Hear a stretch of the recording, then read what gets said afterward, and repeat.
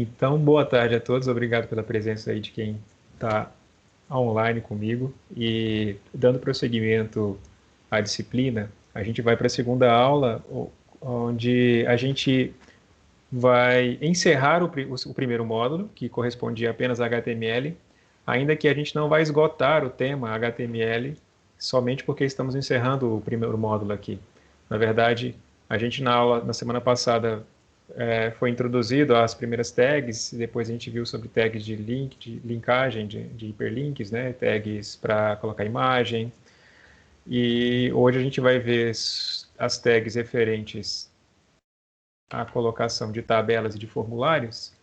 E apesar de serem apenas essas duas aulas, esse assunto não vai se esgotar aqui porque na medida em que forem surgindo novas tags ou novos tópicos referentes a esse assunto, aliados com os próximos assuntos da disciplina, a gente pode voltar e fazer referência e conceituar o que está sendo apresentado como novo.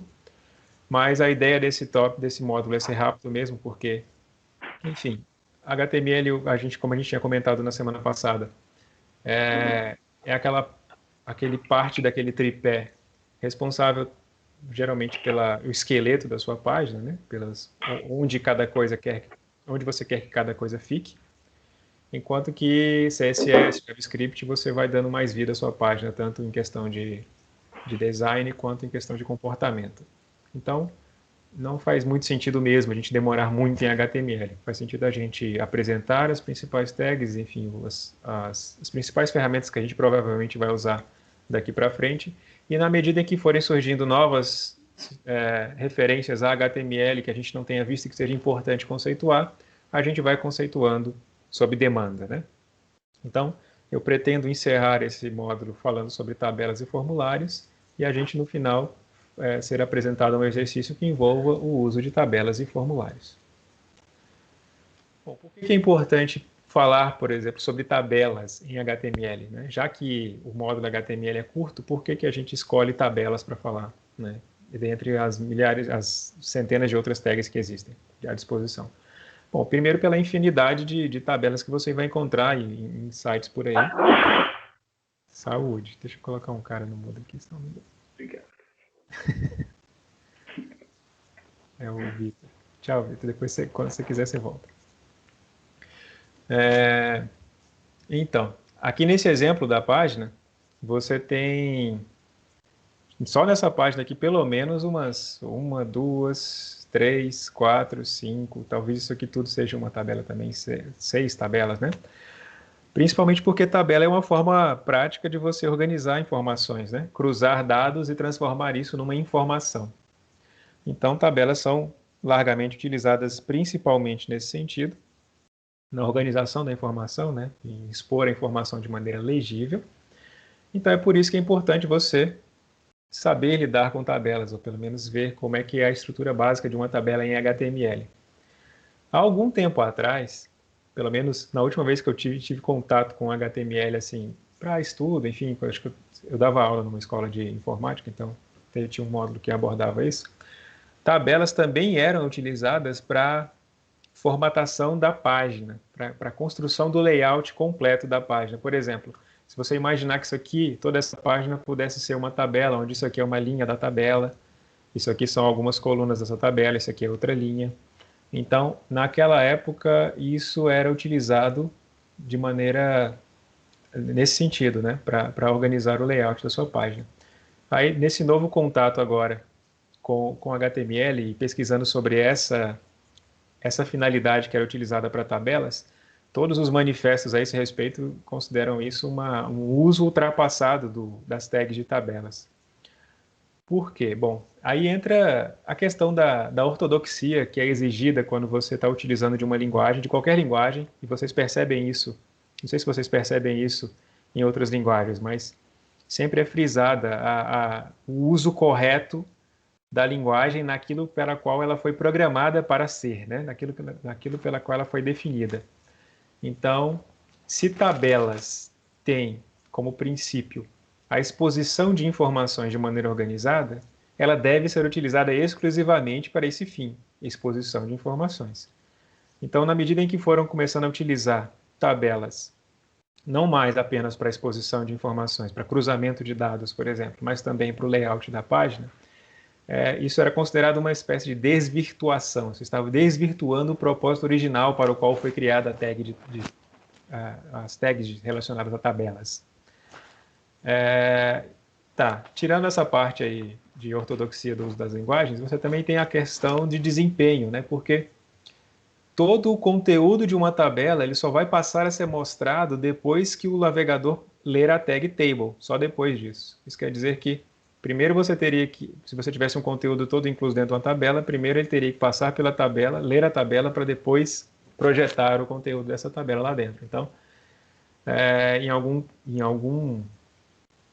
alguma medida você tinha aí um tempo a mais para carregar esse conteúdo quando ele estava todo incluído dentro de uma tabela.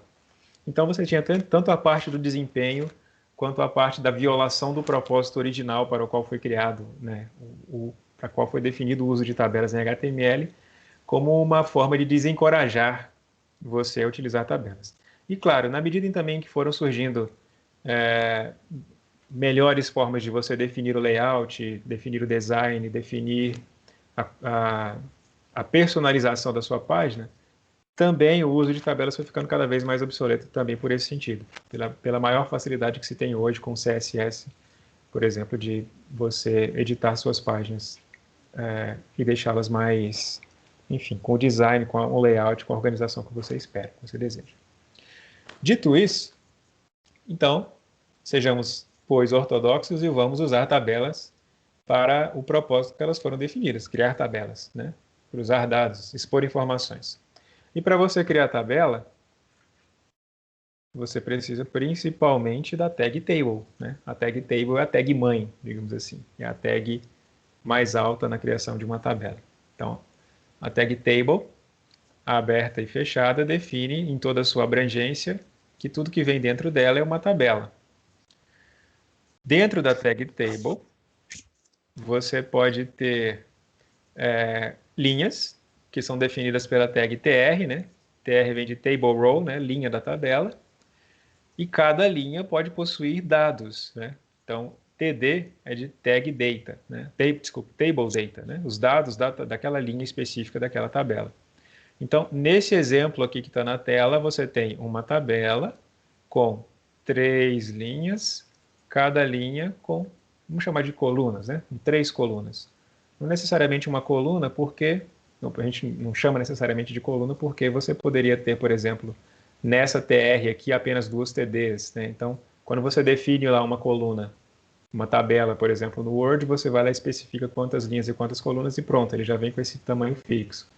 Aqui, como você pode ir construindo essa tabela, né, passo a passo, você pode ir definindo o número de células dentro dela. E é claro que se você for ter um número fixo de células dentro de uma linha, basta que você depois copie e cole, né, ou lá no seu editor tem as facilidades também. Alguns editores mais que tem aquele processo de what you see is what you get, né? Tipo, o que você faz é o que está tendo lá por trás depois de código, né? Você vai fazendo uma coisa visual e ele vai construindo o código correspondente. Nisso também você já tem a facilidade de criar uma tabela. Mas aqui, como a gente está começando, para quem está começando, é bom pôr a mão na massa para criar uma tabela na mão mesmo. E é o que a gente pode fazer aqui. Vamos fazer uma aqui, uma primeira tabela parecida com essa daqui, né? Inspirada nessa aqui. Deixa eu colocar na tela.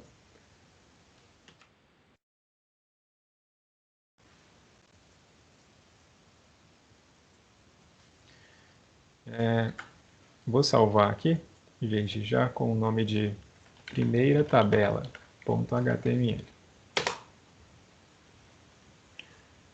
E vou já gerar o código HTML que a gente tinha mencionado na aula passada, aqui pelo Atom, basta, ou Atom ou Sublime, ou provavelmente no seu VS Code, você pode utilizar, digitar HTML direto aqui, que ele já gera o código, o corpo padrão aqui de código HTML. E aqui dentro do body, vamos criar table. Pronto, table. Dentro disso você já pode criar sua tabela. Deixa eu tentar deixar agora a tela aberta aqui, junto com a página sendo mostrada Só um segundo, peraí. Vou tentar deixar a tela dividida aqui para a gente ir vendo ao vivo a tabela sendo criada, né? Primeira tabela. Então não tem nada por enquanto, porque a minha table aqui não tem nada também lá dentro. Então vamos criar uma primeira linha para ela, né? TR, primeira linha. Não tem nada ainda, porque a linha não tem conteúdo nenhum. Aí nessa linha vamos colocar duas TDs, né? Dois dados dentro dela. TD, vou colocar por enquanto só um A aqui dentro. Um outro TD aqui, só um B aqui dentro. Salvar. Tá lá, A e B, né? Mas por que tá o A e B sozinho assim solto? Porque essa tabela não tem borda, né? Tá, essa questão de formatação da sua tabela, a gente deve ver isso melhor em CSS, mas por enquanto, se você quiser colocar uma borda na sua tabela, até para que você tenha uma noção de como é que ela está ficando, você pode vir aqui dentro da tag table e colocar o atributo border igual a 1, por exemplo. Pronto, sua tabelinha agora já tem umas bordas para você saber que é uma tabela de fato, né? Então vamos adicionar mais uma linha nessa tabela. Então aqui a TR, que corresponde à primeira linha, TR para uma segunda linha e TD para o conteúdo dessa linha. Então vamos colocar mais uma coluna nela aqui, né? mais um conteúdo dentro desse TR.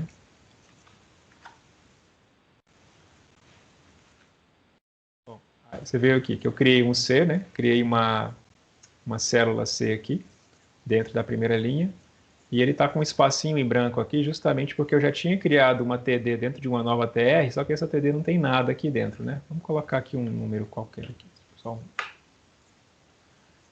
Então, se eu colocar aqui uma nova TD, 2, ela já vai aparecer lá.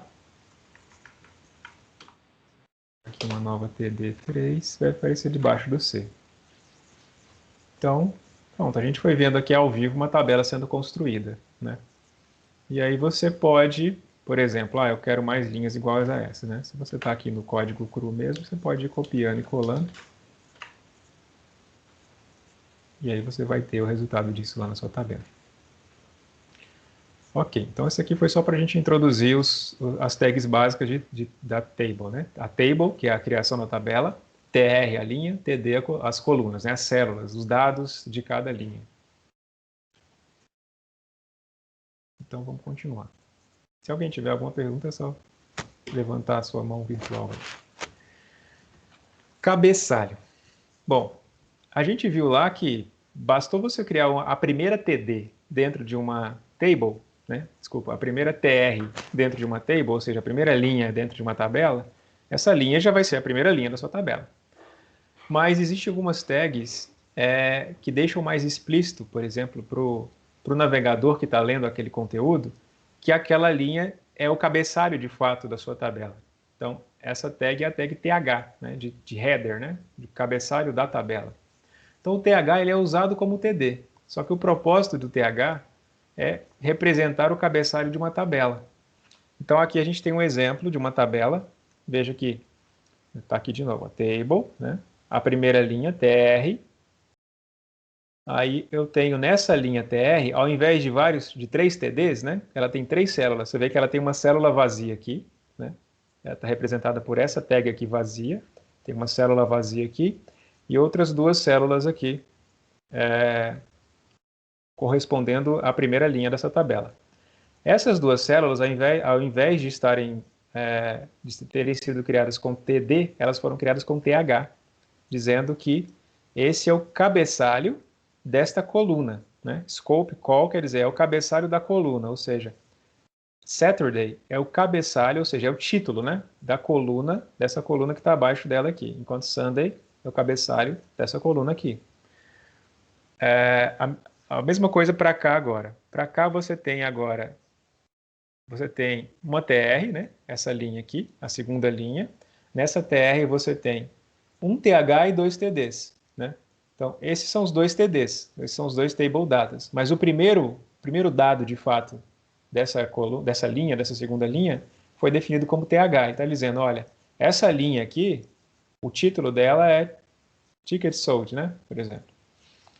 A mesma coisa para a linha de baixo, né? Ela tem um TH e dois. Então, o TH, uma coisa que ele já faz automaticamente é colocar em negrito e centralizado.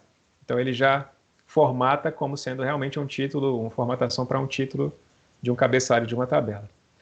A segunda, as outras coisas que ele ajuda, aqui como eu já tinha falado, ele pode ser definido para coluna ou para linha, como eu já mostrei aqui, né? Escopo coluna e escopo linha. Agora, o principal da utilização de TH são essas três possibilidades aqui. A primeira delas, vou começar de trás para frente. Ele ajuda CSS, ou seja, você quando diz que sua tabela possui cabeçalhos, no futuro quando você vê, se você já viu CSS, você sabe do que eu estou falando, mas no futuro você pode dizer assim, olha, altere só o cabeçalho das minhas tabelas e coloque formatação assim, assim, assado.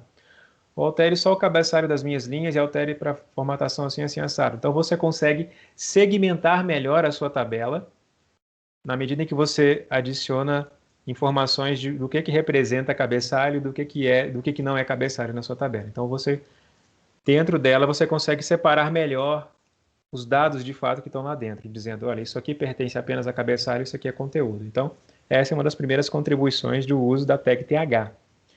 A segunda delas é a facilidade de trabalhar com SEO. SEO é Search Engine Optimization. Agora estou na dúvida se eu falei a sigla correta. SEO.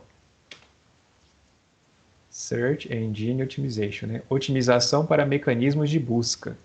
Ou seja, uma vez que você publica sua página na internet e você quer ser encontrado pelo Google, você precisa trabalhar o melhor possível no seu código para que facilite com que o Google possa indexar a sua página e ela seja mais facilmente encontrada na internet. O que a tabela tem a ver com isso? A tabela, o uso de TH para contribuir para ser SEO, vai no sentido de que quando você diz para o navegador, desculpa, para o buscador que está lá lendo o seu código e indexando ele, você está descrevendo melhor a estrutura da sua tabela para o caso dele, por exemplo, querer expor essa sua tabela numa busca, em algum processo de busca. Para dar um exemplo do que eu estou falando. Atualmente o Google está ele está bem mais, digamos assim, por exemplo, essa busca que eu acabei de fazer aqui, ó, eu não precisei entrar em uma página específica para ter uma definição do que é SEO. Aqui no centro já tem o conteúdo desse site, dizendo o que é SEO, a definição, né, desse site. Aqui do lado já tem a definição da Wikipedia para SEO, que sem eu precisar ter entrado, e tem assuntos correspondentes aqui. Então, as informações que você precisa, elas já estão cada vez mais aparentes, né, à mostra, quando você tenta acessar pelo Google hoje em dia, sem muita necessidade de você entrar na página. Então, para tabelas é a mesma coisa. Então, suponha que você queira saber a classificação da série B, né? Se você torce para o Vasco, por exemplo, você deve fazer isso com frequência. Mas se eu digito aqui classificação série B, de cara já aparece para mim aqui uma tabelinha, sem eu precisar entrar no site aqui, go.com, por exemplo, né? Então, por que apareceu isso daqui? Bom, porque no código, muito provavelmente, o código está definindo essa tabela aqui de maneira mais clara, que isso aqui é cabeçalho, você vê que ele até destacou para você e tal. E o que é conteúdo de fato da sua tabela. Vamos conferir aqui, quer ver? Então, você vê, claro, quando você entra, ela vai estar muito mais completa, né? Ela não vai estar tão simplificada como estava lá, mas o fato de provavelmente ela ter sido feita aqui especificando o que é cabeçalho, do que é conteúdo, facilitou para o Google trazer lá para a tela principal dele, né? Então, vamos ver se dá para ver o código fonte. Vamos ver o código fonte dela aqui. Para ver se a gente acha, né, uma evidência do que eu estou falando.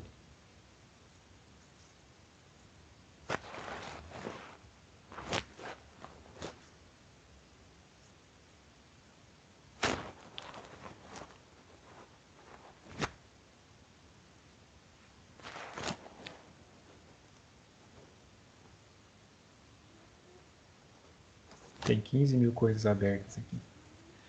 Mas vamos lá, vamos dar um Ctrl F aqui.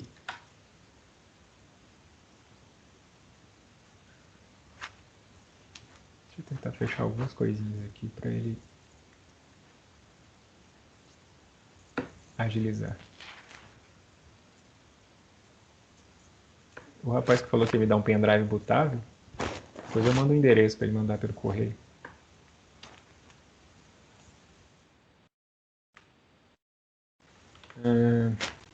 Table. Cadê? Table. Ah, achei a table aqui. Essa table dele começa aqui. A table dele começa aqui. Aqui, ó, aqui já a gente consegue ter head. Ter head a gente vai ver agorinha. Mas aqui, ó, TH, posição, né? TH, posição. TH, nome do time. TH, jogos disputados. Pendrive com o Baidu, né? Enfim, consegui achar aqui onde começa a tabela nessa tela aqui, que a gente tinha mostrado agora, né, da classificação da Série B. E estou mostrando aqui, tá pequenininho aí, mas enfim, serviu para o propósito que eu queria demonstrar, né, que era que de fato você encontra o uso de THs para facilitar a indexação do seu site pelo Google, por exemplo, né? Deixa eu fechar esse aqui.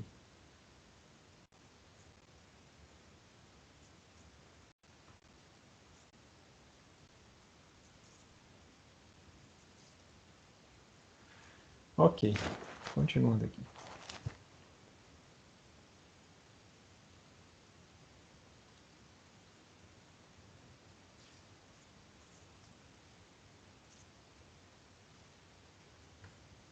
Só um segundinho, peraí, já volto.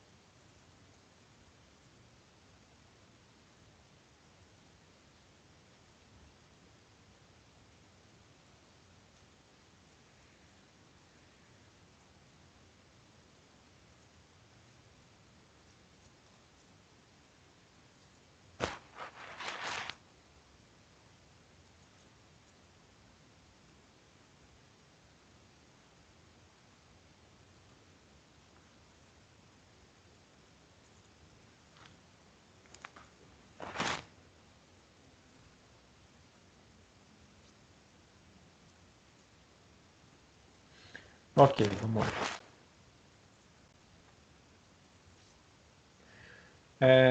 A gente falou sobre cabeçalhos. Outro recurso para tabelas HTML é o recurso de você mesclar colunas e linhas, né? Aqui primeiro a opção de mesclar colunas, que é o CoSpan, né?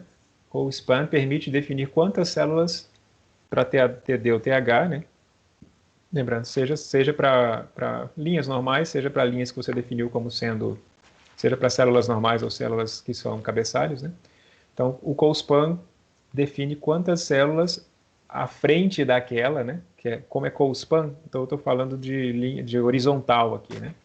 Então, o CoSpan igual a 2, por exemplo, vai definir, está dizendo que duas células para frente você quer que essa linha ocupe, né?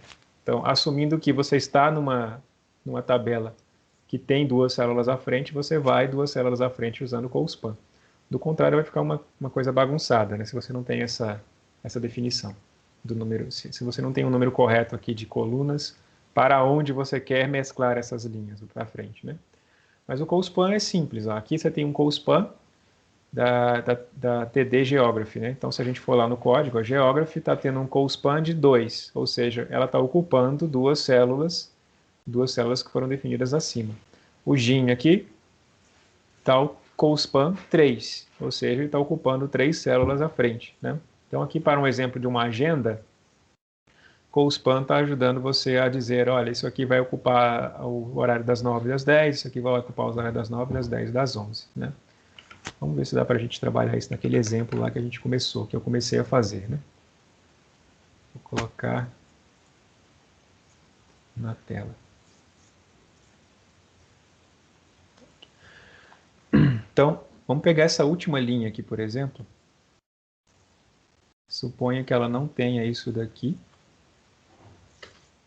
Não tem essa célula 3. Ou seja, essa aqui eu quero que ela ocupe as duas últimas. Então, CoSpan igual a 2. Então, mesclei ela lá, né? Agora eu quero que essa 1 ocupe as outras duas, né? Então, essa linha de cima não tem essas duas. Sumiu. Agora eu vou pegar o 1 e dizer que ele vai ocupar 3 células dessa linha. E é isso. Simples assim. Bom, vamos lá. Eu vou deixar só a última linha mesclada. Okay. Voltando aqui então, se o CoSpan mescla células, linhas, colunas, desculpa, o RowSpan mescla linhas, row, linha, col, coluna, né? Então, o RowSpan mescla linhas, ou seja, aqui é praticamente você vê, é aquele mesmo conceito de tabela que a gente viu lá, de tabelas de horário, só que ele inverteu aqui, né? Inverteu o eixo dela.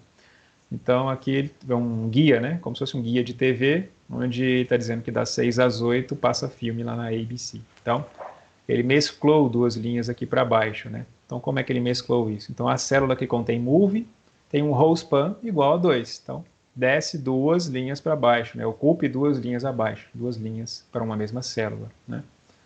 Então, vamos lá no exemplo.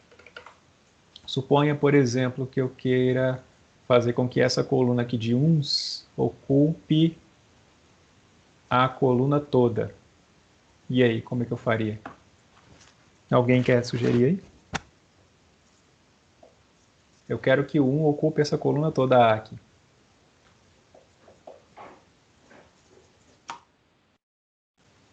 Row span ou co-span?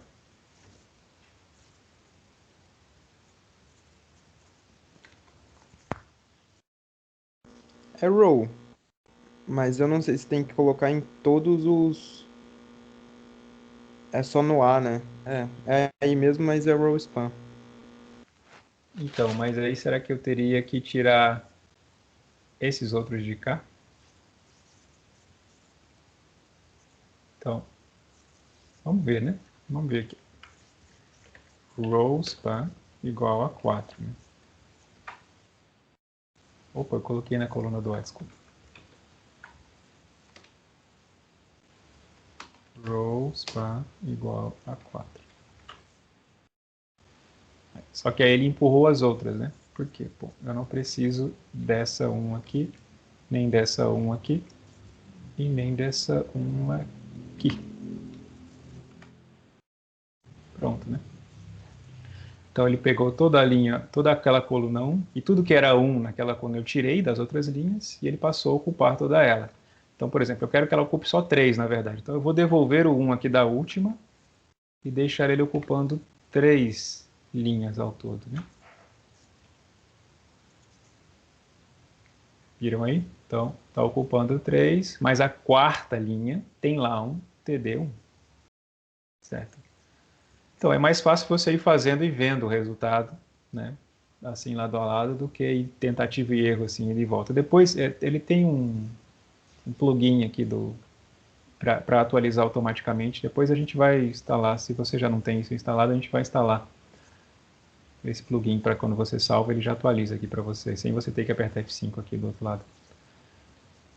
Então, na verdade, é row span, né? Não co-span, para você mesclar aqui a linha toda final. Então, a gente viu um caso onde ele mesclou tudo e outro caso onde ele deixou só um aqui sobrando. Continuando. Bom, e tabelas grandes? O que uma tabela grande tem que as outras não têm? Por que eu tenho que tratar tabelas grandes de maneira diferente, se é que eu tenho que tratar? Essas tags que eu estou mostrando aqui agora, elas não são tags muito conhecidas ou muito utilizadas para a criação de tabelas, mas são recomendadas em certo sentido, porque também facilitam aquilo que a gente tinha comentado sobre a indexação de motores de busca. Então, facilita você que o motor de busca saiba como é que a sua tabela é composta, principalmente na hora de você querer mostrar ela. E nesse caso aqui dessas tags, elas facilitam inclusive na hora de você querer imprimir a sua página. Que tags? Bom, aqui você tem uma tabela grande, né, de muitas linhas. Então você tem de cara uma funcionalidade aqui para ter head, ter body, ter foot de separação de conteúdo. Então você está dizendo, olha, tudo que for abrangido por T-Head diz respeito ao cabeçalho da minha página. Então, você vê que parece então com o conceito de TH que a gente tinha visto agora há pouco. Bom, o TH, a função dele é, sim, de fato, ele diz para você que aquilo ali pertence ao cabeçalho de uma coluna. O T-Head, ele tem uma função maior também, além disso. Ele não só diz que isso aqui é o cabeçalho, mas ele engloba todo um cabeçalho, né? Ele está dizendo, olha, toda essa TR aqui é cabeçalho, ou seja, toda essa linha aqui é o cabeçalho da minha página. E com o TR, você definindo o que é o cabeçalho, se essa tabela se repetir por mais de uma página, ele repete também o cabeçalho dessa página. Então, é isso que o T-Head faz, além do TH, que o TH não faz. O TH define a formatação, coloca negrito centralizado para sua TD, né? para o seu conteúdo de célula da sua tabela, mas o T-Head também faz isso, ele deixa mais claro que toda uma linha pertence ao cabeçalho da sua folha, e aí se essa folha se essa tabela se perpetuar, né, por mais páginas, esse cabeçalho se repete também. Eu até preparei um exemplo nesse sentido. Tabela grande. Então você tem aqui uma tabela grande, ela tem um T-Head, um T-Body e um T-Foot, né? Não falei aqui, mas ele também separa entre o que é o corpo da tabela e o que é tá errado, né? Cabeçalho, rodapé, né? Abrange os elementos do rodapé da tabela. Deixa eu mudar isso aqui antes que eu me esqueça. Rodapé. Então, veja que se você, por exemplo, for mandar imprimir essa tabela, observe aqui que na primeira página está lá o cabeçalho dela e como ela pula para a próxima página, ela também inclui o cabeçalho. Então facilita, né, a leitura de uma tabela grande, né? A única coisa ainda não tão útil aqui foi a questão do rodapé, né? Ele simplesmente pegou, ele já adiantou o rodapé dela aqui, né? Então, isso pode confundir, porque você pode achar que isso aqui diz respeito, por exemplo, à somatória disso aqui, quando não, isso aqui já é digamos, o cálculo final, né? Mas, para o cabeçalho, teve essa utilidade de replicar o cabeçalho quando essa página se estendeu, quando essa tabela se estendeu por mais de uma página. Então, essa é uma boa funcionalidade para T-Head. E também tem a questão de agregar semântica à sua tabela, ou seja, você agrega mais significado para ela. O código representa muito mais textualmente o que está escrito naquilo que de fato é a tabela.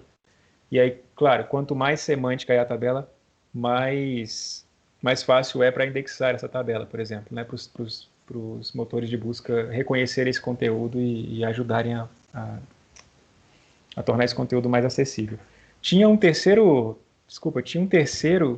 uma terceira vantagem do uso de TH, que é também vantagem para o uso de T-Head, que eu não mencionei no slide que eu falei sobre isso, que era facilitar a acessibilidade. Então isso vale tanto para TH quanto vale para T-Head. O que é a questão da acessibilidade? Existem aqueles softwares de leitores de tela, screen readers, né, que para, por exemplo, pessoas cegas, que onde elas vão passando o mouse, ou enfim, a função desse screen reader é ler aquilo que está na tela, né? Então, quando você tem isso no navegador, por exemplo, quando você tem T-Head e TH para ele, ele sabe, por exemplo, quando você passa o mouse sobre uma coluna, ele vai ler o título daquela coluna, por exemplo. Eu até tentei achar um exemplo prático, mostrar para isso aqui funcionando, mas não teve tempo, enfim, não achei. Mas a ideia é essa, você facilita para quem está querendo que a tela seja lida, para que seja lida dizendo exatamente o nome das colunas corretamente, o nome das linhas corretamente, o que é o título da tabela corretamente, do que é o corpo, o cabeçalho da tabela. Então você agrega muito mais sentido à sua tabela usando tags assim, do que simplesmente aquelas outras TD, TR, enfim, as mais tradicionais, né? Então, tinha esquecido de mencionar sobre essa questão da acessibilidade, mas HTML está muito também associado à questão de acessibilidade. Existem algumas funcionalidades na web onde eles aprovam ou não sua página para acessibilidade, né? Tipo um selo, né? Um selo de acessibilidade, ou seja, essa página que ela está preparada para deficientes visuais, enfim. ou deficientes auditivos, enfim, ou aquele esquema, por exemplo, de colocar contraste, né? Colocar as letras maiores em contraste, ou facilitar com que softwares possam ler sua página. Existe um nicho considerável na criação de páginas orientadas para esse meio, justamente para tornar essas páginas mais acessíveis. Ok, dito isso, isso é o principal que a gente tinha para falar sobre tabelas, né? Até porque não tem muito mesmo, porque a gente, se fosse ir mais além, iria na questão da formatação dessa tabela. E formatação a gente vai deixar para CSS, né? A gente não vai trabalhar HTML puro para colocar fundo, ou tamanho das bordas, ou cor das bordas, etc. Vamos deixar isso para depois com CSS. Então, aqui o principal era as tags para a criação da tabela, das linhas da coluna, mesclar, e a questão da semântica, né, que é importante para você definir páginas mais facilmente indexáveis. Então, a segunda parte aqui dessa aula trata de formulários. Formulários talvez sejam um dos tópicos mais importantes de HTML, porque é o ponto de entrada de dados de usuários. E à medida que a web foi evoluindo, ela foi evoluindo justamente para uma maior interação com os usuários, né? A web, como nasceu, ela era meramente expositiva. Então, assim, praticamente apenas expositiva. Você estava lá só para ver um conteúdo, você não tinha interferência nenhuma nesse conteúdo. Então, com a evolução da web, com a maior participação dos usuários, mesmo usuários que não tinham conhecimento nenhum de como a página era construída, passaram a produzir mais conteúdo de maneira mais fácil, sem ter que entrar em detalhes, né, de implementação.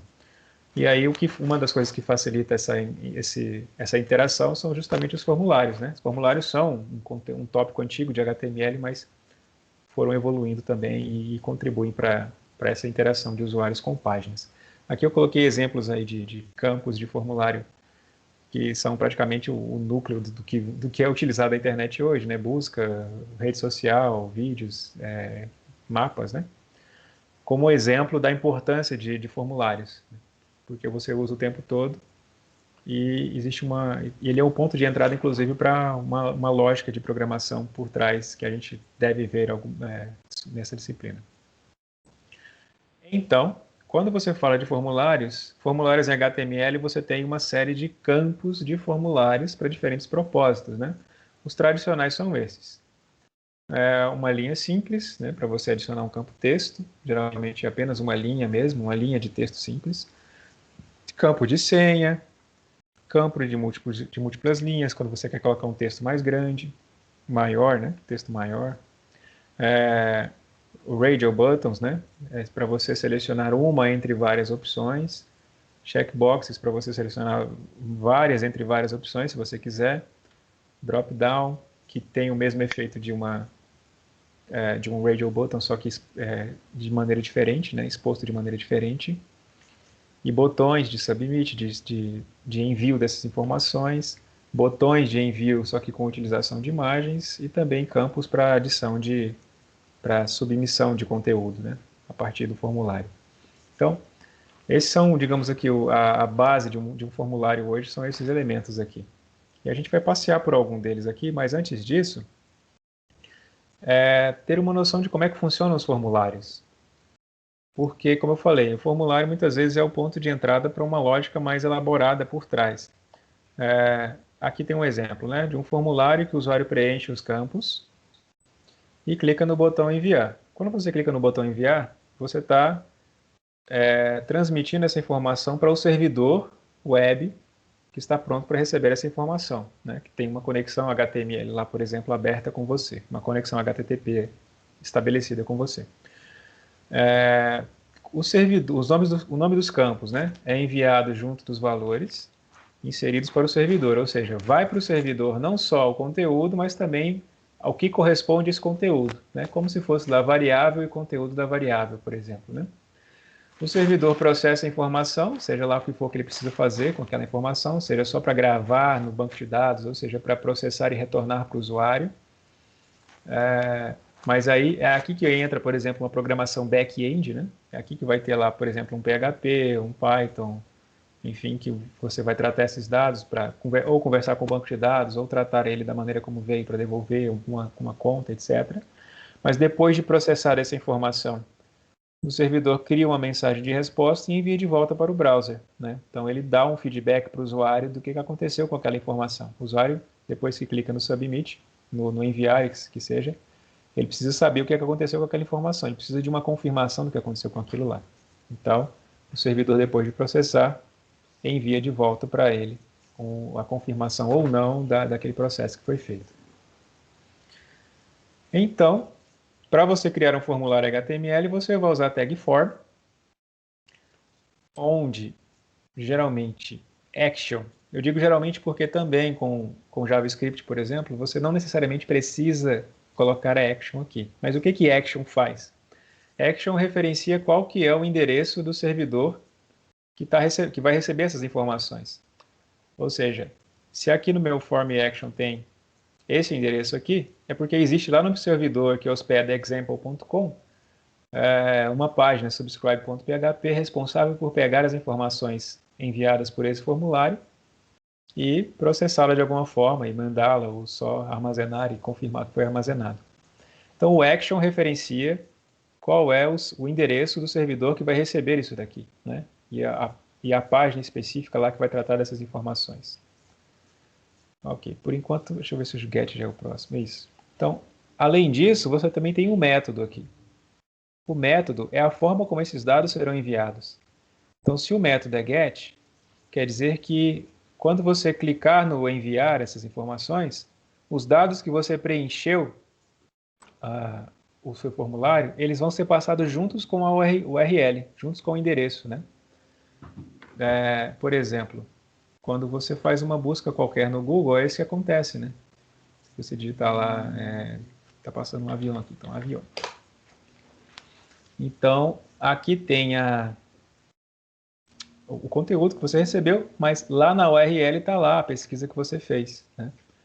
Então, você digitou um formulário, clicou em enviar, e a informação do que você digitou foi passada junto com a URL, e depois ela me retornou essa informação aqui que eu estou pedindo. Então, o GET, como o próprio nome sugere, tem essa finalidade, pegar uma informação. Então, o GET geralmente, mais comumente, é utilizado para isso, para recuperação de informação. Então, se por acaso, uma vez que você percebeu aqui, que o que você digita aqui no seu formulário vai aparecer na sua URL no futuro, depois que você digitou, é claro que o que você digita num formulário cujo método é get não pode ser uma informação sensível, porque senão ela vai estar exposta aqui, né? Se ela não tiver criptografia nenhuma, ela vai estar exposta aqui para qualquer um. Então, é normal que toda informação que seja mais sensível, ela seja passada pelo método POST, por exemplo, onde os dados são passados no cabeçalho HTML, ou seja, ele vai lá no pacotinho, né, ele vai inserido no pacotinho dentro do cabeçalho da parte que corresponde a HTML naquele pacotinho, e essa informação também, se for uma senha, por exemplo, ela vai ser encriptada, né? Porque se você intercepta esse pacote, você não pode ter acesso a essa informação. Então, tanto faz, é claro, se eu estou falando de senha, tanto faz se é get ou post, tem que ter uma encriptação no meio. Mas, se você não está preocupado com isso, se você só está mandando informações, mesmo assim você acha que essa informação não pode ficar exposta, saiba que o get vai manter isso aqui exposto aqui em cima, e o post não vai manter isso aqui exposto, mas vai trazer isso nos pacotes, na parte HTML do cabeçalho, do seu pacotinho lá que você pode capturar.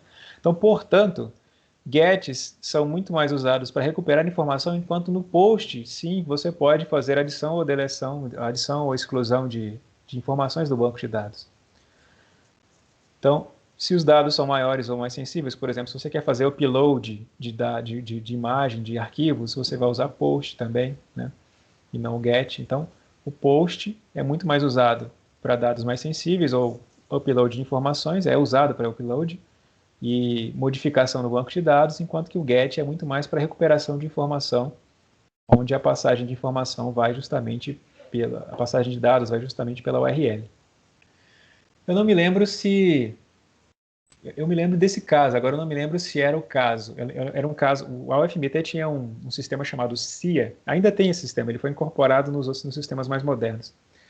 Mas esse CIA, ele tinha um login na época, agora eu não estou lembrado se era GET, onde a senha era passada na URL, ou se era um POST, onde a senha era passada sem criptografia. Eu acho que era essa segunda opção. Você tinha um sistema aqui na UFMT que a senha não era encriptada, então se você conseguia interceptar o pacote lá, fazendo um sniffer lá da rede, e aí você conseguia acessar a senha de todo mundo que estivesse acessando o sistema CIA. Isso até algum tempo atrás era assim.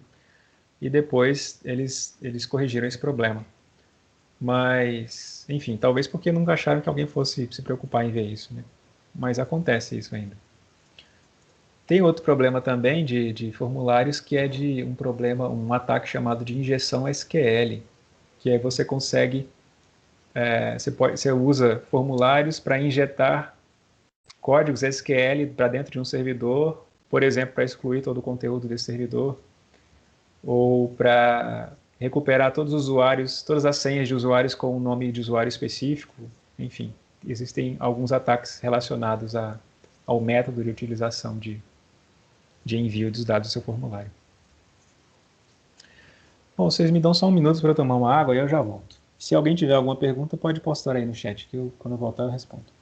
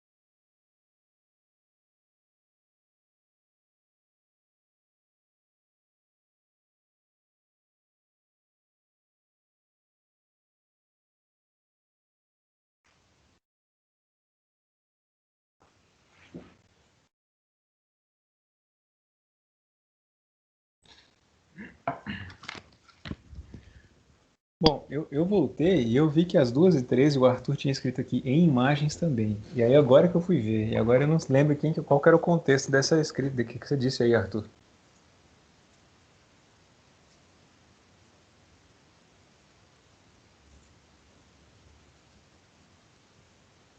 Não, eu tinha dito que as imagens também têm descrição de acessibilidade. Ah, perfeito, perfeito. Aquele alt, né? Se eu não me engano, aquele alt tem essa opção de você escrever o que a imagem está colocando lá. Aí você passa o mouse e aquela voz robótica fala para você, né? O, tá.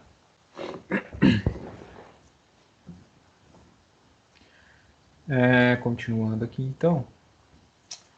Bom, aqui a gente vai passar por cada um daqueles elementos de entrada de dados de um formulário e trazendo aqui algumas informações sobre cada um deles, né? Então aqui a gente tem a entrada de texto simples, que a gente já viu ali mais atrás, mas aqui tem mais detalhes sobre ele, né? Então, por exemplo, para você colocar um texto simples é a tag input, certo? Então, desculpa, a tag input, o tipo texto é o que diz que é um texto simples que você quer utilizar, né? Input de entrada, né? Então eu quero uma entrada do tipo texto, né?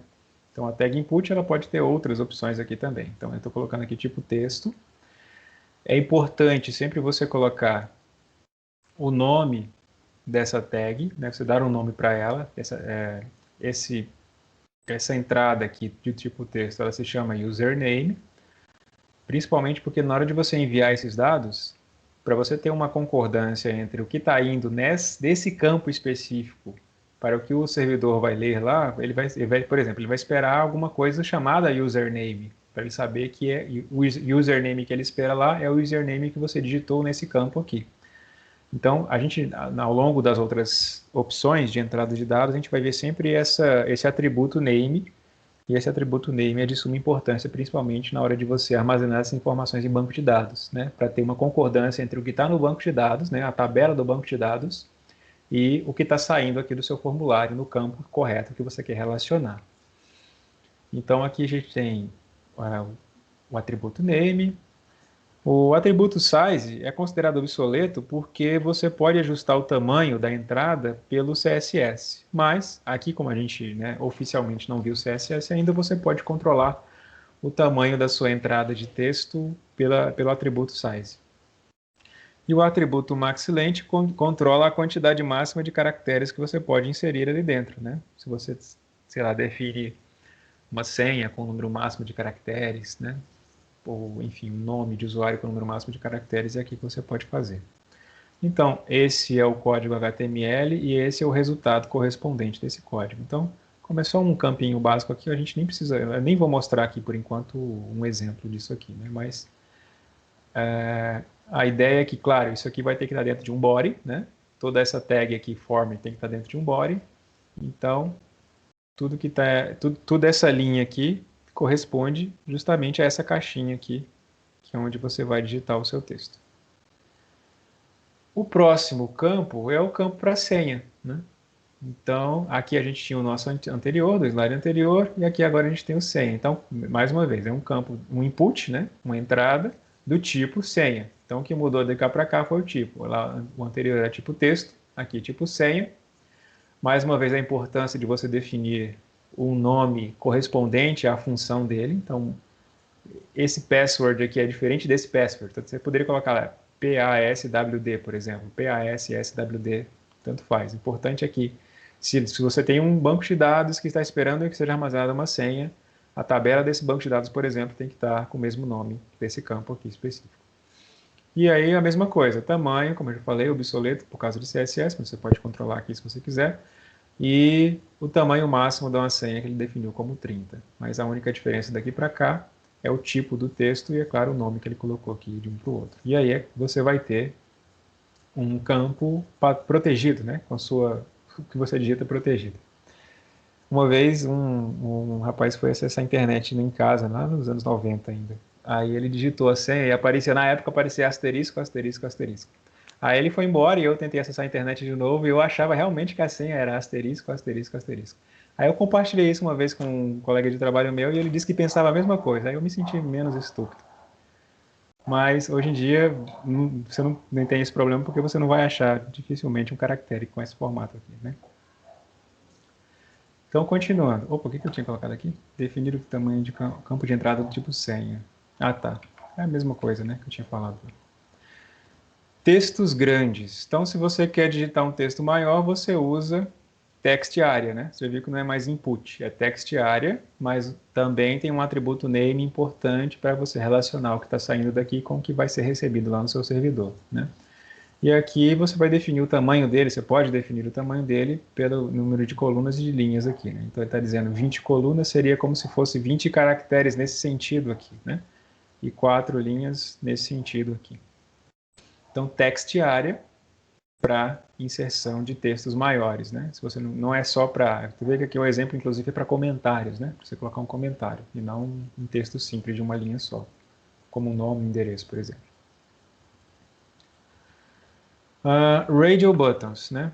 No caso do radial buttons, o que você tem que prestar atenção? O principal é com relação ao name também, porque se você está colocando radial button, é porque você quer que essas opções possam ser escolhidas uma de todas. Você não quer que a pessoa possa escolher que gosta de rock e de pop e de jazz, né? Apesar de que o exemplo aqui não faz sentido, porque uma pessoa poderia gostar disso aqui. Mas imagina uma opção, sexo, masculino ou feminino. Você quer que ela escolha um ou outro. Então, para que o radial button funcione dessa maneira, onde você está dizendo que isso aqui faça parte de um grupo só, onde você só pode escolher um deles, cada um dos radial buttons tem que ter o mesmo nome, né? Então aqui tem genre, né, o gênero que é favorito da pessoa. Então você diz para o navegador que esses 3 radial buttons aqui pertencem a uma única classe, vamos chamar assim, gênero, né? E é mais o valor deles e pode ser diferente dependendo do que eu clicar. Então isso quer dizer que para o seu servidor lá, por exemplo, ele vai ter uma tabela, gênero, por exemplo, lá, onde ele pode receber nessa tabela os valores ou rock, ou pop, ou jazz. Quando você clica numa dessas opções e clica em enviar, o que vai lá para o servidor são os termos contidos aqui no atributo valor, value, né? Vai vir ou rock, ou pop, ou jazz, desde que esses radio buttons estejam dentro de um mesmo name aqui, né? Então, é o name que vai definir que eles participam de um mesmo grupo. Deixa eu ver se eu preparei um exemplo sobre isso ou não. Acho que não. Para falar do que eu estava acabando de falar aqui.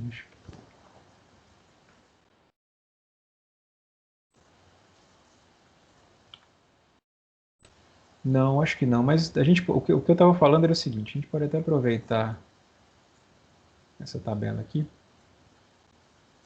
para isso que eu estou falando. Peraí.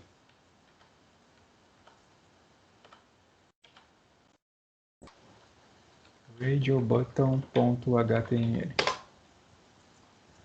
Eu vou apagar a tabela. Vou criar um formulário. Não preciso de nada disso aqui por enquanto. E vou colocar, então, um input aqui do tipo radio. Então, eu vou colocar o nome dele aqui de OP1, opção 1. E aí, OP1. Então, aqui, opção 1. Vou quebrar uma linha aqui e vou colocar um novo input, também do tipo radio, mas aí eu vou chamar de OP2 e vou colocar o valor dele como OP2. OP2. Quebra ali. Bom. Então tá ali, OP1 e OP2. Só que se tem botõezinhos, se tem botões radio buttons, intuitivamente você vai querer que isso aqui não permita marcar, né, os dois ao mesmo tempo. Isso está acontecendo justamente porque os dois estão pertencendo a nomes diferentes, né? Então, se eu viesse aqui agora e deixasse os dois com um nome só, agora sim eles estão dentro de uma classe só, vamos chamar assim, né? E agora eu posso escolher um entre os dois, né? Então, esse é o cuidado que você tem que ter quando você trabalha com radio buttons.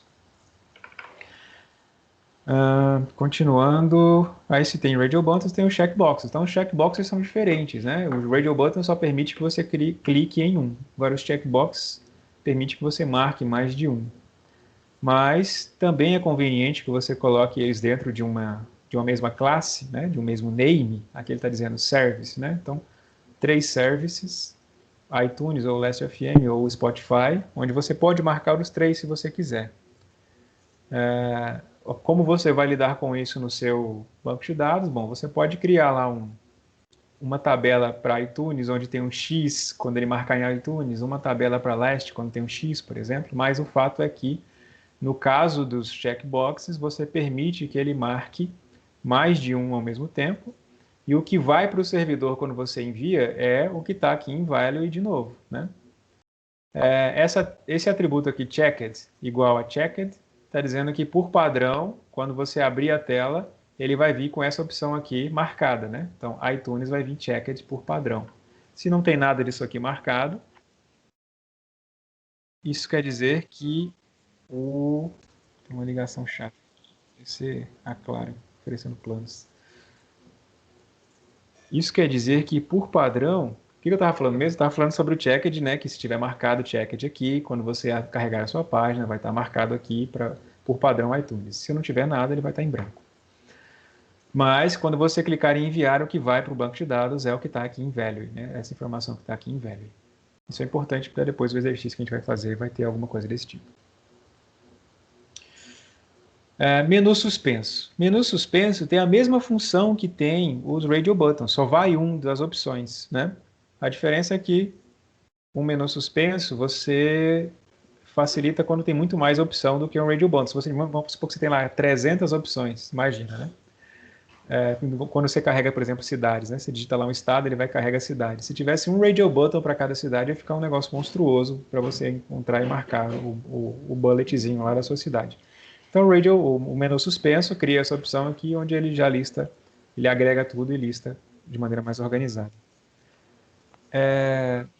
Vocês me dão só um minuto, eu já volto. Só um segundo.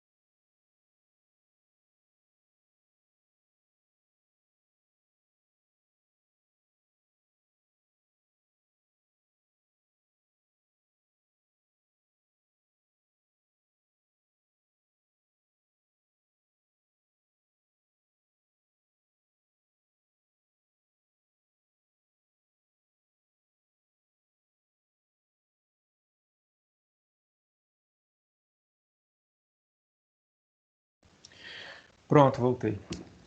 Então, menu suspenso, deixa eu ver, vamos aproveitar e já fazer um exemplo do menu suspenso também.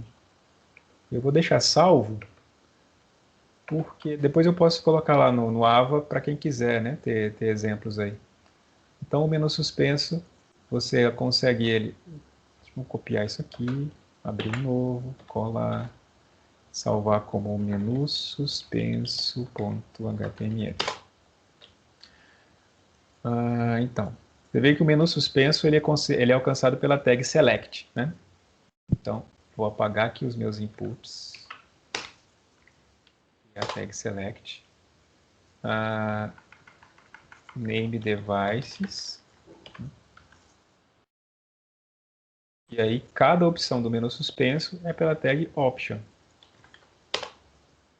Então, op1. Aí eu vou copiar ela aqui e colar ela aqui para mais outras. Então, salvar.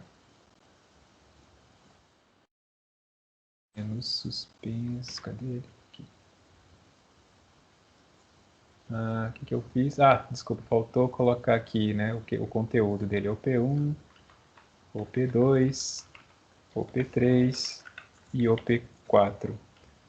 Aí, é claro, você tem que colocar ele aqui correspondente ao que OP2, OP3 e OP4.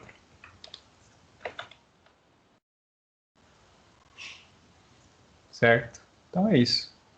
Simples assim. Então, continuando. Seleção múltipla, né? Seleção múltipla aparece com menu suspenso. Se você tinha radial button, só podia escolher um. Aí o checkbox, mais de um. Você tem um menu suspenso, que pode escolher só um. A seleção múltipla parece um menu suspenso, mas que você pode escolher mais de um, né? Então, a diferença aqui da tag select, veja que a select, as duas são selects, né? A tag de menu suspenso é select, acessada por select. A tag do seleção múltipla também é select, com a diferença que você adiciona o atributo multiple. Multiple igual a multiple, e aí você tem esse formato aqui. Então, por exemplo, vamos ver se dá para a gente transformar esse aqui em seleção múltipla. Múltiplo igual a múltiplo.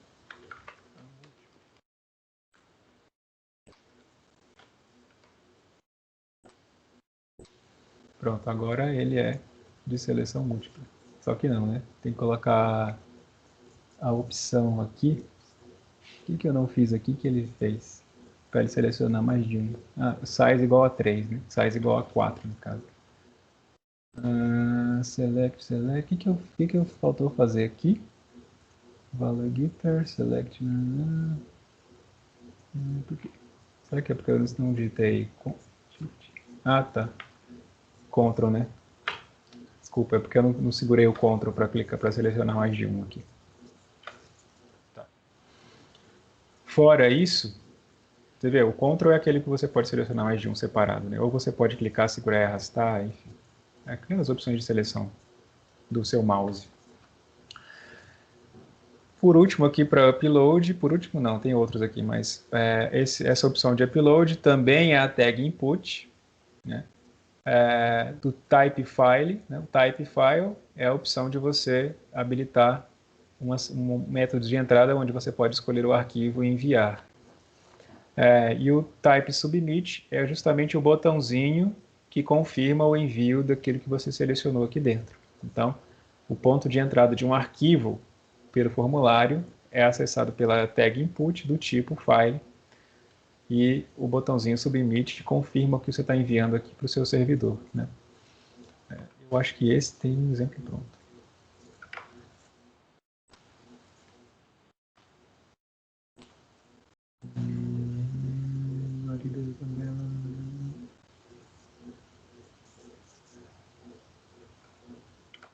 Um exemplo pronto, porque eu fiz isso daqui, provavelmente eu fiz e não salvei, por isso que perdeu-se. Mas, enfim, confie em mim que se você digitar isso aqui dentro de um formulário, da tag body, vai aparecer exatamente isso daqui. Tá, vamos fazer, né? Larga de preguiça. Vamos copiar aqui. Salvar.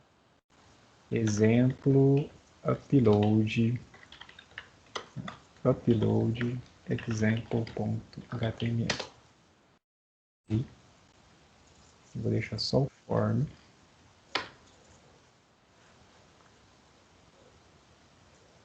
Confia. Tá bom. Olha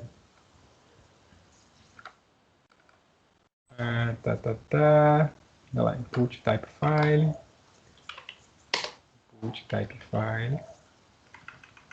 Name, vamos colocar upload aqui de name para ele. E o input aqui do tipo submit.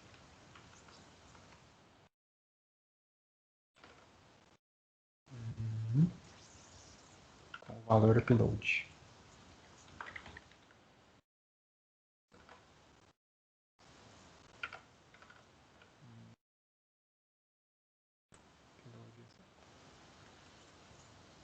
Bom, aqui para você escolher o arquivo. Então ele abre seus arquivos, selecionou. Upload, aí ele vai para algum lugar, né? É claro que o meu formulário aqui não tem um action definido, então não tem ninguém esperando receber isso daqui, né? Ok? Então, funcionou. Próximo, botão de envio. Bom, o botão de envio, a ideia do botão de envio é submeter tudo que você acabou de adicionar no seu formulário e mandar para a página que você configurou no Action, como eu tinha mencionado ali mais cedo, né? Então, aqui a gente tinha já colocado um botão de envio aqui no anterior, né, para fazer o upload disso, porque esse formulário só tinha esse campo, então ele vai enviar só o arquivo, mas o botão de envio ele envia tudo o que está adicionado no seu formulário. Então, se você tem lá um campo de texto, um campo de radio button, um campo de senha, etc., o botão de envio confirma o seu envio e vai enviar tudo aquilo, dependendo do seu método, né, se é GET ou se é POST, para a página que você configurou, por exemplo, aqui no seu Action, né? Por exemplo, porque, como eu falei, pode ter outro jeito de você enviar que não seja usando o atributo Action aqui do form. Mas o botão de envio você tem duas opções. Você pode criar ele assim, ele vai pegar o formato padrão do seu navegador ali, do seu sistema operacional, né? Se for, dependendo do seu sistema operacional, ele pode ficar de um jeito diferente. Mas você também pode colocar uma imagem para ele, né? Você pode colocar ele aqui, input time igual a imagem, né? E aí colocar o source aqui para a imagem dele. E aí esse botãozinho aqui vai servir de envio para esse formulário aqui. Então, o input pode ser feito de duas formas, com o botão padrão ou o botão de imagem. Samuel perguntou qual a diferença entre usar um input ou um button com o tipo submit. Aparentemente nenhuma. Inclusive no exercício que eu vou mandar, eu estou usando um button, né? Então os dois fazem a mesma função. Agora, estou com uma dúvida se um você pode chamar um script dentro do código, pelo outro não. Mas na prática os dois têm a mesma função, né? Submeter o envio dos seus dados.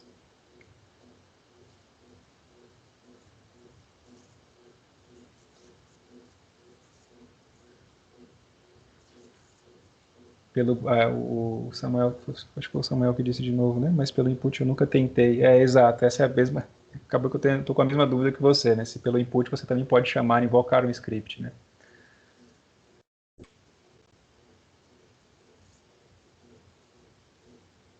Estou esperando a participação do Matheus aí também.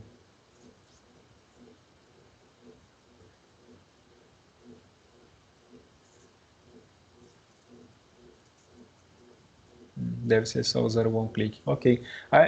O que ficar de dependência aqui, eu prometo para vocês que eu trago, certo? Ou até mesmo hoje, se der tempo, mas se eu não trouxer hoje, eu trago na próxima aula. O que ficar de dependência aqui com essas diferenças, dúvidas que vocês tiverem, que eu não consegui responder de imediato. Mas, fora isso, você... tá. Essa aqui é outra coisa interessante do uso de formulários, que é o uso de labels, que parece simples, mas tem uma funcionalidade interessante que é de aumentar a abrangência, por exemplo, do seu formulário, de aumentar a abrangência dos campos do seu formulário. No caso aqui desse label esse primeiro label aqui, você vê que ele está cobrindo todo o input de idade aqui. Então, o label está dizendo que ele está dando um label, né? Está dando uma etiqueta para o campo age, que corresponde tanto ao texto quanto ao input. Na prática, o que isso quer dizer? Quer dizer que quando você clicar até mesmo na palavra age, ele já ativa o campo de formulário. Então, achei isso interessante por isso, porque ele aumenta, ele expande, né, a abrangência de atuação de um formulário. Do que eu estou falando? Não sei se eu fui claro no que eu acabei de falar. Deixa eu ver se está o exemplo aqui. Pronto, label aqui. Beleza. Então, por exemplo, cliquei no age aqui e ele já ativou o campo, né? Por exemplo, cliquei no female aqui, já marcou a opção. Cliquei no male, já marcou a opção. Por quê? Porque justamente tem um label cobrindo tudo isso daqui. Então, esse é justamente o mesmo exemplo, né? Esse é o mesmo exemplo que está aqui na tela. Então, você tem um label aqui para o female e um label aqui para o male. Então, ele está dizendo, olha, female também pertence ao radio button female. Eu não estou achando aqui. Cadê? Aqui, ó. Aqui é o radio button female e aqui é o label do female. Então, ele está dizendo, olha, isso aqui também pertence a isso daqui, também faz parte desse radio button que foi inserido. Enquanto que o male também faz parte do botãozinho de male lá. E a mesma coisa do age, né? Então, essa é a diferença que uma label faz. Sem isso... Tá por aqui. Sem isso, vamos tirar uma label aqui, por exemplo, do nome, né? Do age que estava lá. Tirei daqui. Salvei. Voltei. Ó, agora, se eu clico em age, ele não habilita o meu formulário, né? O campo de idade do meu formulário. Apenas se eu clicar aqui dentro. Agora, se eu voltar... Pronto, agora ele já habilita por lá. Então essa é a diferença de usar label ou não. Também facilita, né? Facilita até na acessibilidade. Suponha que você tem dificuldade para manusear o mouse. Então se você, sei lá, isso aqui está assim geralmente, né? Pequenininho assim. Então você clicou aqui, pronto, já habilitou. Facilita a vida de muita gente aí. Que mais que você tem para formulário que é interessante? Essa opção aqui de você agrupar formulários dentro de formulários, né? Esse é o field set. Field set, ele é filho, é uma tag filha de form. Então você só pode usar o field set dentro de uma tag form. Então field set é a opção de você demarcar um formulário, um trecho do formulário dentro de um formulário maior, por exemplo. Então, ou você pode fazer o próprio formulário dentro disso também. Mas o field set ajuda para isso, ele vai fazer essa abrangência aqui dentro. Então você poderia, por exemplo, ter um formulário onde parte dos campos pertence a um contexto e parte de outro campo pertence a outro contexto. Você poderia ter um field set para esses campos de cima e um field set para os campos de baixo. E aí legend é justamente o título desse field set. E aí isso aqui também facilita a formatação do visual a partir de CSS, né? Com o CSS você consegue editar, por exemplo, em separado um campo do formulário de outro campo do formulário, né? Uma parte do formulário de uma outra parte do formulário. Você consegue editar essas bordas, consegue editar esse título aqui, essa legenda com o fundo, etc. Então facilita também na demarcação do seu formulário e facilita também a separação, né? Do que pertence, do que compreende cada etapa do seu formulário. Também deve ter um exemplo aqui pronto para isso. Tá aqui. É a mesma coisa, é o mesmo exemplo, né? A diferença daqui para cá é porque, claro, o field set ele vai ocupar todo o espaço da sua tela. O field set cru, né? O field set cru do HTML vai ocupar todo o espaço da sua tela e vai até no máximo aqui da sua janelinha, onde ela pode ser diminuída, né? Mas essa é a função do field set, fazer essa demarcação aqui de determinados campos do seu formulário. E a partir de agora a gente vai ver alguns campos de formulário que são próprios do HTML5, ou seja, eles já são uma evolução do uso de formulários e eles facilitam bastante a utilização de formulários. O primeiro deles são campos que exigem uma validação, né? Quando você inclui aqui num campo, por exemplo, o campo O campo senha aqui, por exemplo, tem no campo senha, está aqui, ó, tipo password, tem um atributo chamado required, né? Então, você está dizendo para o seu formulário que se alguém tentar enviar uma informação com isso aqui vazio, ele vai dizer, isso aqui é requisitado. Então, isso aqui é exclusivo do browser. Então, você está conversando com o seu browser, está dizendo para o seu browser que esse campo aqui é requisitado, né, é exclusivo, é obrigatório. Então, quando você tentar enviar e o seu browser detectar que isso aqui está vazio, o seu browser vai avisar o usuário para preencher esse campo aqui. Nesse exemplo aqui, você tem tanto o campo username quanto o campo senha vazios, required. Ou seja, se você tentasse mandar um submit com um ou outro aqui vazio, o seu navegador ia chiar com você.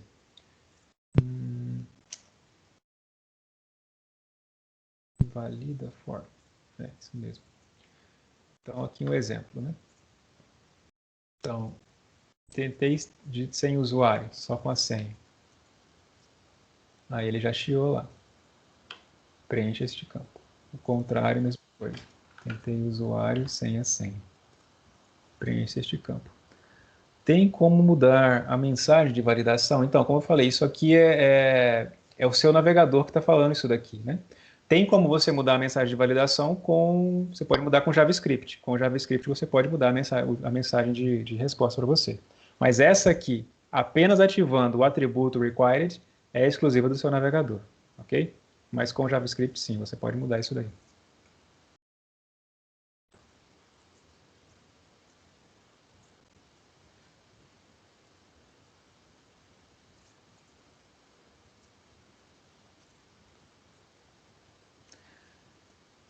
Enquanto ele vai digitando, eu vou passar para o próximo aqui. Então, com JavaScript, eu conseguiria fazer uma validação de tamanho de senha também? Sim, perfeito, exatamente.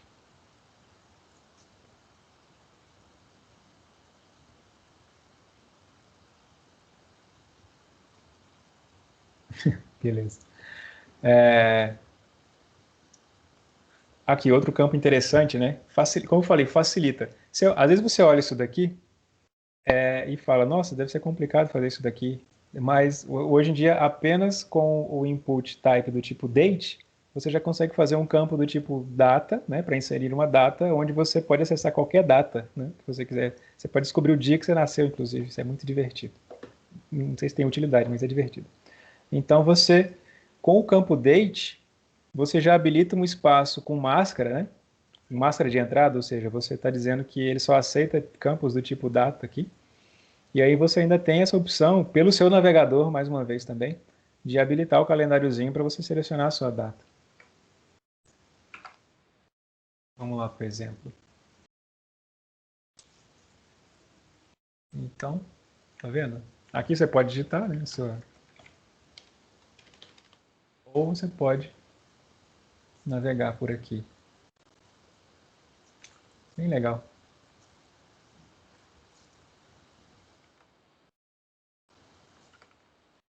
E, além do campo date, você também tem o campo... Tá, aqui, esse aqui também, ele é mais específico, né? Você pode colocar... Legal, eu esqueci de atualizar a imagem aqui. Eu mudei só aqui e não atualizei a imagem. Vou corrigir isso aqui depois. Mas você tem os campos aqui para e-mail ou para URL já exclusivos para isso. Deixa eu abrir aqui e eu já mostro para vocês o código que eu esqueci de colocar ali. Valida e-mail. Então você tem o campo do tipo e-mail e o campo do tipo URL. Então quando você cria campos desse tipo específicos, vamos lá, por exemplo, pronto, valida e-mail. Aí se você digitar qualquer coisa que não seja um e-mail ou não seja uma URL, ele vai chiar com você também, né?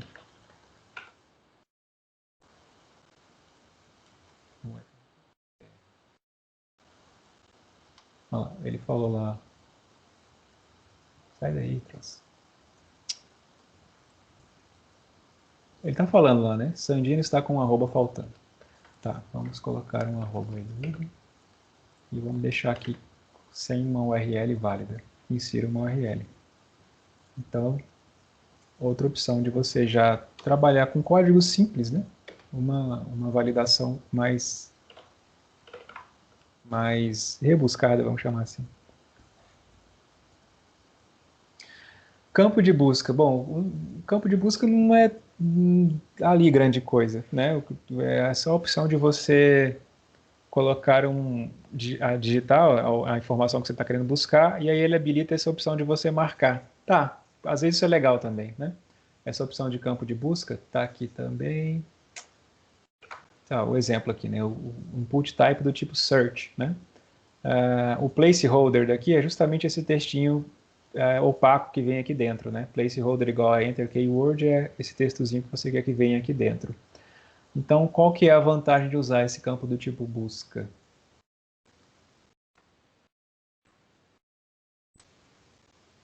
É que se você colocar aqui uma busca e quiser apagar, você apaga com um clique só.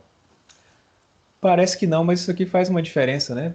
É porque acho que foi tão incorporado já no seu uso do dia a dia da internet que você nem percebe que você já está utilizando. Mas sim, facilita a vida do usuário, né? De você apagar a sua busca com um clique só, do que clicar e apertar o backspace lá, né? Então, facilitou. E acabou.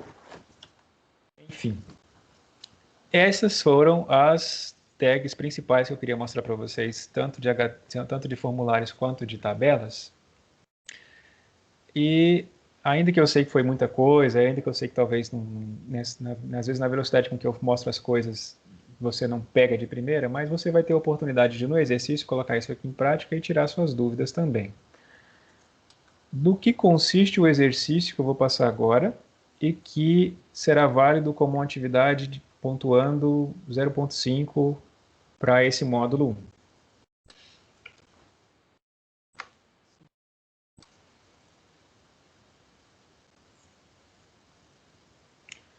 Então, a ideia é você fazer esse formulário aqui.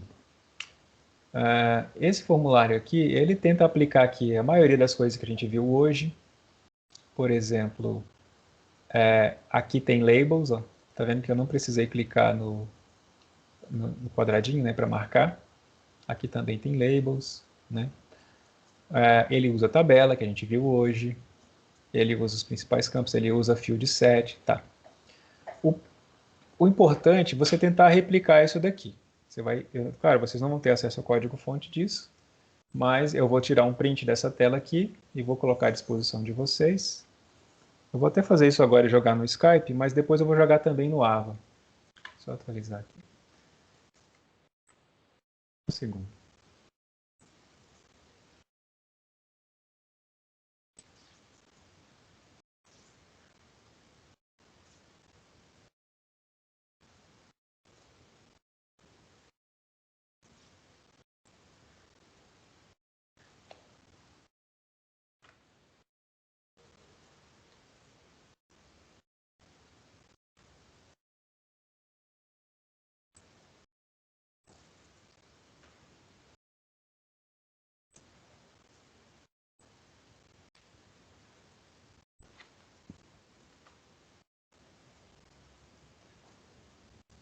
Tá, acabei de mandar o print dessa tela. Como eu falei, vai estar no Ava também. E o que consiste esse exercício? Claro, reproduzir isso daqui, ok? Não precisa ser idêntico, tal. Né? Você quer inclusive melhorar, fica à vontade, tá bom? Mas preencher isso daqui, é claro, também. Inclusive isso aqui é bom para eu saber, né, futuros momentos onde eu precisar remarcar, ó, por exemplo, se eu sei que tá tendo um choque quando eu mudei para quinta-feira, teve um choque com o cálculo, né? Mas, enfim, marca isso daqui depois a sério, né? Quando você vê que está tudo pronto, você marca isso daqui a sério e envia para mim que eu tenho essas informações aqui. Isso aqui, não, assim, é um formulário e tal. A gente já tem essas informações, não estou violando nenhuma informação de vocês aqui. Eu já tenho um banco de dados com isso daqui, mas, enfim, é um exemplo de formulário que eu quero que vocês reproduzam. E com algumas coisas que vocês vão colocar, que vocês vão adicionar nele, para que ele funcione também, adicionando a uma tabela que eu vou deixar disponível para vocês visualizarem essa tabela, é uma planilha, até para saber se deu certo. Então aqui, essa planilha vai estar disponível para modo de visualização. Então, se tudo der certo, Depois que você... Deixa eu colocar aqui lado a lado para a gente ver se vai dar certo. Você vai vir aqui, vai digitar suas informações.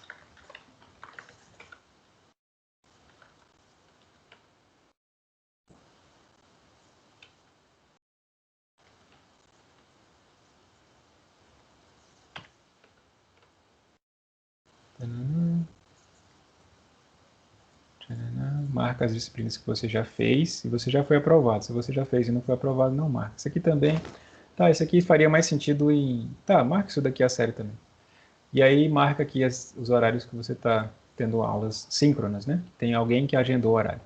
Aí se tudo deu certo, você vai clicar em enviar. Aí vai aparecer a mensagem para você, dados enviados com sucesso, e a planilha será preenchida aqui para mim, certo? Então você vai ver essa planilha e você vai ver para confirmar se ela realmente foi preenchida. Aí não se preocupe se você preencher mais de uma vez aqui. Tipo, numa tentativa você mandou e não veio uma informação, você quer confirmar que mandou de novo. Então você pode, por exemplo, para ter certeza de que está tudo chegando, você pode preencher, fazer uma opção onde você preenche aí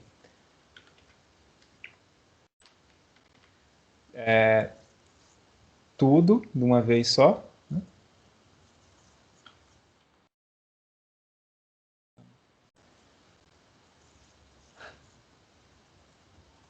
Que legal. Campo minado, parece. Aí, enviar. Daí, se você vê que preencheu tudo lá bonitinho, na planilha, é porque realmente tudo que você está enviando está chegando para mim, né? Então, você pode fazer uma dessa para confirmar, né, que as coisas estão chegando, e depois que você viu que está tudo chegando, você pode mandar um a sério mesmo, com as suas informações. Enfim, não, eu falei aqui de, preenche a sério assim, mas não, é só para você confirmar que as coisas estão chegando. Depois que você vê que chegou tudo, você pode preencher a sério. Se você quiser só preencher, confirmou que tem uma linha. Vamos fazer o seguinte, desculpa aí a viagem. Faz um exemplo onde ele preenche tudo. Essa é a minha última palavra. Manda, você viu que preencheu todos os xizinhos, pronto, você deu certo, você pode ter certeza que vai ser pontuado com 100%, ok? Senão vai virar uma bagunça. Então, assim, preencheu todas as informações, cadastrou tudo aqui, preencheu todos esses quadradinhos, né? E enviou, e chegou para mim aqui, tudo preenchidinho, bonitinho assim, beleza, você foi aprovado com louvor. Tá faltando alguma coisa? Tenta até chegar tudo bonitinho aqui para mim. Qual que é a importância também dessa planilha? Não só você confirmar que as coisas estão chegando, mas cada um desses nomes aqui das colunas, né, das suas planilhas, tem que ser o nome lá do seu campo de formulário, certo? Cada um desses nomes tem que ser igual ao nome dos seus campos de formulário para que ele haja essa correspondência do que está lá com o que está aqui, ok? Então, se você, o seu campo de formulário de nome completo tem que ter o name igual a full name, campo de e-mail tem que ter o nome igual a esse daqui, date, tal. Então, para que você tenha certeza que as coisas estão chegando certinho, consulte a planilha para saber o nome dos campos corretos, certo? Aqui, tá, para você não ter dúvida, né? Depois do RGA, ED1, ED2, P2, P3, são as disciplinas aqui, né, que você já cursou. E aqui esses S, segunda 1, segunda 2, segunda 3, segunda 4, né? Os 4 horários da segunda, os 4 horários da terça, os 4 da quarta, da quinta e da sexta, ok? Esses são os nomes dos campos que tem que estar aqui vinculados para que possa preencher tudo aqui certinho. Então, recapitulando, porque eu fiz confusão e deve ter causado confusão em vocês também. Você vai criar esse formulário, exatamente assim, com esse formato aqui, você pode mudar o visual do jeito que você quiser, mas enfim, tem que ter esses campos, esse exato número de campos, vai preencher esse formulário completo aqui, vai enviar e vai confirmar se o envio deu certo, se tudo isso aqui foi preenchido corretamente. As únicas coisas que você não precisa fazer, que você já vai embutir, já vai estar pronto no seu formulário, são alguns códigos. Que eu vou colocar também no AVA, que é essa parte aqui de cima. Essa parte aqui do script.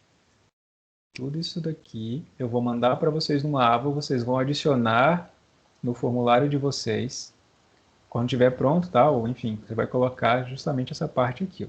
Dentro da tag head, abaixo da tag title, você vai adicionar esse script aqui, certo?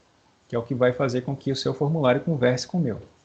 Converse com a minha tabelinha, a minha planilha do Excel. E aí lá no final, você vai colocar um button, né? Aqui o button, e não um submit, que a gente tinha conversado agora nas diferenças lá. Esse button, veja, ele está fora do form, ok? Esteja atento a isso. Eu vou colocar isso também no Ava, mas esteja atento a isso. O botão de envio, tá vendo aqui o botão de envio?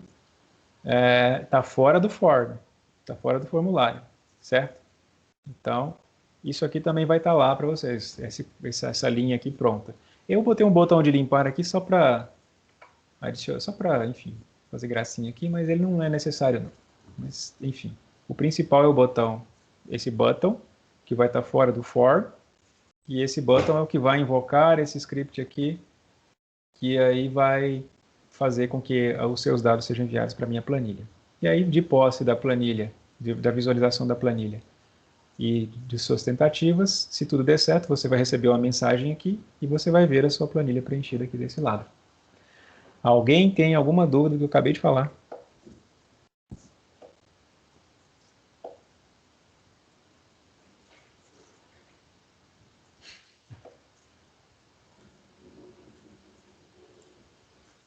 Mas precisa ser a sério ou não? Por favor. Não tem biscoito, né? Como diz o Chaves. Precisa, como eu falei, né? Agora eu vou ficar à disposição de vocês aqui, para o caso de alguma dúvida surgir, mas não está ainda nada no Ava, mas se você já quiser começar aí com esse print que eu enviei, você já pode começar. Mas a partir de agora eu vou dar um até logo para vocês aqui, vou lá para o Ava postar o que tem que ser postado para que isso aqui fique mais claro possível, e nesse meio tempo já estou à disposição de vocês para as suas dúvidas aí, caso vocês já queiram começar isso agora. Isso vai ter, inclusive, desculpa, umas coisas que eu esqueci de falar. Você também vai postar o seu código no Ava, certo? O código no Ava vai ter um link de submissão. Esse link de submissão vai ter uma data limite, que eu ainda não defini, eu vou só olhar para o calendário aqui para definir essa data. Mas você vai postar o código no Ava, e aí eu vou validar o seu envio tanto pelo seu formulário postado no Ava, quanto pela sua linha aqui, se funcionou direitinho. Beleza? Então tá, mas por enquanto era isso, e eu estou à disposição de vocês aí para o que tiver que ser perguntado. E até a próxima.